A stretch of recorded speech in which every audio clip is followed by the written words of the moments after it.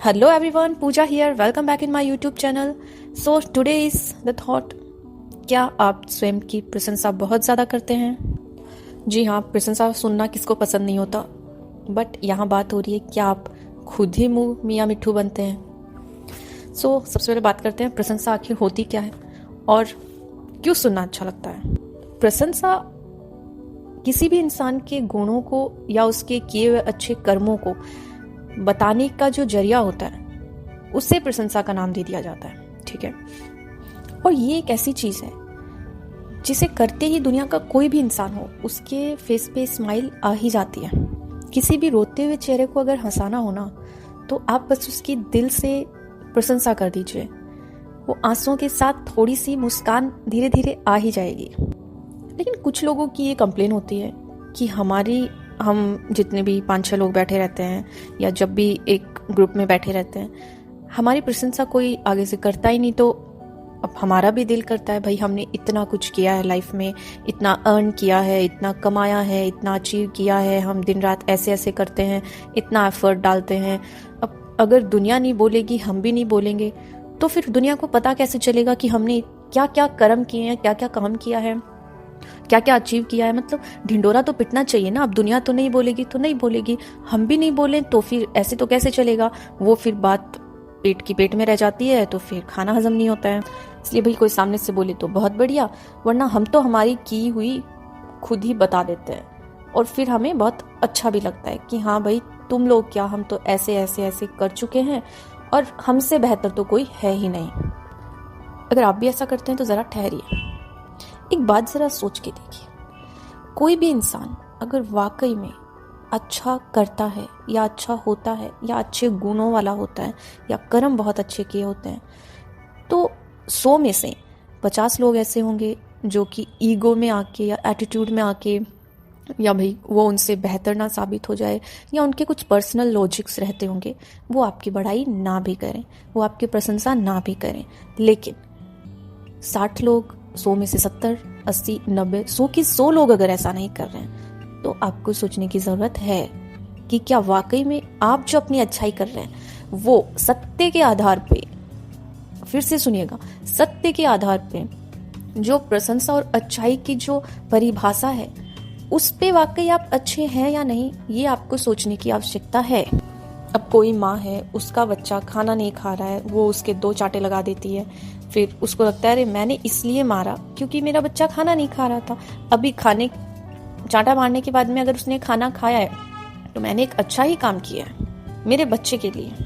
लेकिन आप उस बच्चे को खिलाने से जो एनर्जी देना चाहती हैं उसके कंपैरिजन में आपने कितनी सेल्स, कितनी एनर्जी, कितनी उसकी जो भी अंदर क्षमता थी कुछ करने की, फिजिकल, मेंटल, इमोशनल फॉर्म में, वो आपने कितनी डिक्रीज कर दी है, वो आपने कितनी कम कर दी है, या बोलते ना खून जला दिया है, वो आपको अंदाजा भी नहीं होता। आपने जो खाना खिला के उस पे जो एहसान किया है उससे कहीं ज्यादा आपने उसका नुकसान कर दिया है। तो आपके लिए आप बहुत अच्छे माता पिता हो जाते हैं, लेकिन सत्य के आधार पे जो अच्छाई होनी चाहिए उस पे आप अच्छे नहीं हैं। अपनी 4 फ्रेंड्स के सामने बोलेंगे अरे मुझसे अच्छी मम्मी कोई हो ही नहीं सकती, मैं एक इतनी अच्छी माँ हूँ, मैं अपने बच्चों को खाना बहुत अच्छे से खिलाती हूँ, मैं उनको कुछ गलत चीज़ नहीं देखने देती हूँ, या मैं उनको कोई गलत काम नहीं करने देती हूँ, या मैं उनको गलत लोगों से नहीं मिलने देती हूँ। आपके नज़रिए में भले ही आप बहुत अच्छी माँ हैं, लेकिन वाकई में आप एक अच्छी माँ हैं या नहीं ये आप तय नहीं करेंगी, क्योंकि आप उस परिभाषा पे वाकई में खरी नहीं उतर रही हैं। कोई पेरेंट्स अगर अपने बच्चे के सामने बोलते हैं अरे तुम कुछ नहीं, नालायक हो, ये हो, वो हो, हम तो हमारे ज़माने में ऐसे ऐसे पढ़ते थे, हम तो हमारे माता पिता का इतना कहना मानते थे, हम तो ये चीज़ इतने इजीली और इतने अच्छे से कर देते थे, हम तो पैदल यहाँ से पता नहीं कितना दूर चल के और ये सामान ले आते थे, तुमसे कुछ नहीं होता है।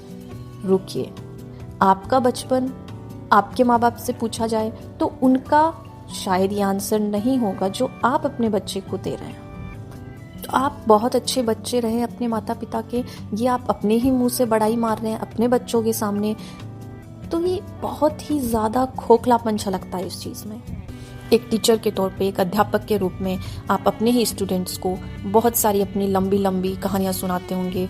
मैं एक ऐसा स्टूडेंट रहा था, मैं ये क्वेश्चन तो इसका आंसर तो मैं यूँ सॉल्व कर देता था, तुम लोग डफर हो, तुम्हें कुछ नहीं आता। नो, मैं तो आइंस्टीन रहा हूँ अपने ज़माने का। तो रुकिए, अपने मुँह से अपनी ही बड़ाई। आप एक हद से ऊपर बहुत ही इरिटेटिंग इंसान लगते हैं। अभी नई पड़ोसी के घर पे नई गाड़ी आ गई है, अभी आप उन्हें बोल रहे हैं अरे ये गाड़ी तो कुछ भी नहीं है, हमारे तो इतनी ज़्यादा अच्छी लाएंगे ये वो। अरे आपने वो 20 लाख का ही प्लॉट लिया, अरे हमने तो 20 लाख का प्लॉट 10 साल पहले ही ले लिया था, ये तो कुछ भी नहीं है। अभी आपका प्लॉट किसने देखा है, नहीं देखा, आपने ले भी लिया है, नहीं ले लिया है, आपके पास कितनी प्रॉपर्टी है, आप कितने अमीर हैं, कितने क्या तुर्रम खां हैं, ये आप दुनिया पे छोड़ दीजिए। अगर आप सच में टाटा बिरला अंबानी बनेंगे तो न्यूज़ चैनल में सब कोई आपकी खुल के बात करेंगे। आपको बताने की ज़रूरत नहीं पड़नी चाहिए कि हाँ मैं टाटा हूँ, मैं बिरला हूँ, मैं अंबानी हूँ, all that. Getting the point. आपके पास मनी है, आपके पास लुक्स है, या अरे मैं तो, मेरी स्किन पे तो पिंपल होते ही नहीं है, तुम ना थोड़ा ये नहीं ये डाइट फॉलो किया करो, कीटो डाइट पे जाओ, अरे तुम ये खाना बंद करो, वो खाना शुरू करो, मैं ये ज़्यादा खाती हूँ इसलिए मुझे तो आज तक कभी पिंपल हुए ही नहीं, तुम्हारा चेहरा देखो, मैं फ्रूट वाला फेशियल करवाती हूँ, तुम भी एक बार ना चॉकलेट वाला कराती हो ना, इसलिए तुम्हारा फेस पे ये सब हाल हो रहा है।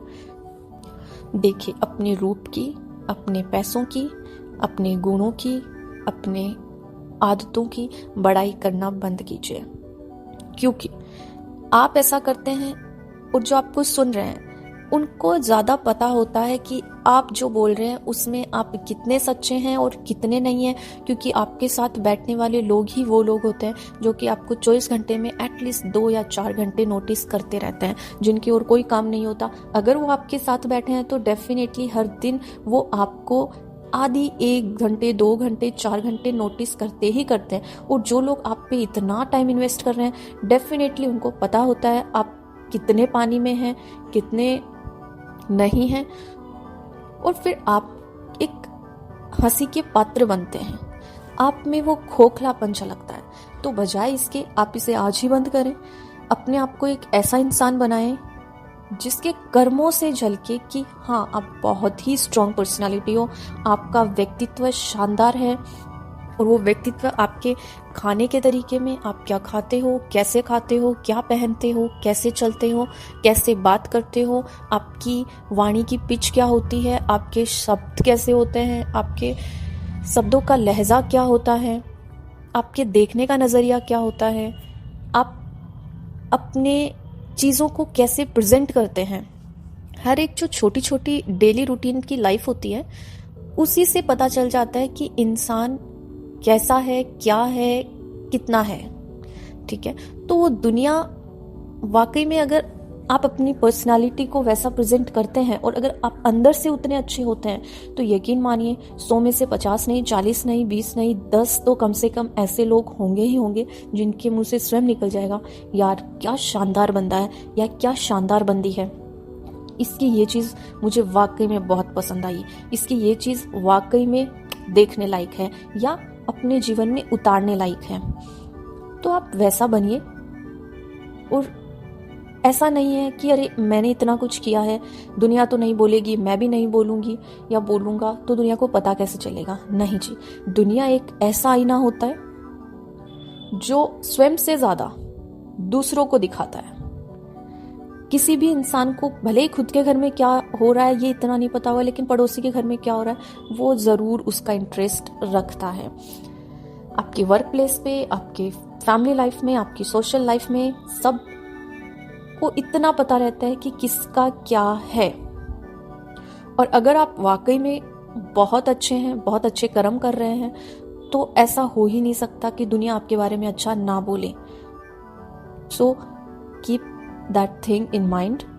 अपने मियाँ मिट्ठू बनने की बजाय कर्मों पे ध्यान दीजिए, गुणों पे ध्यान दीजिए, गुणों को निखारिए, अपने चलने के तरीके को, अपने पहनने के तरीके को, अपने बोलने के तरीके को, अपने सोचने के तरीके को, अपने ज़िंदगी जीने के तरीके को इतना निखार के लाइए, इतना निखार के लाइए कि वाकई में 100 लोग ये सोचें बोले भी ना तो कम से कम 50% लोग सोचें कि यार काश मैं भी अपनी ज़िंदगी एक दिन ऐसी बना पाऊंगा, या मैं भी इस इंसान का 1% तो बन पाऊंगा। So this is for today's video. God bless you all, take care.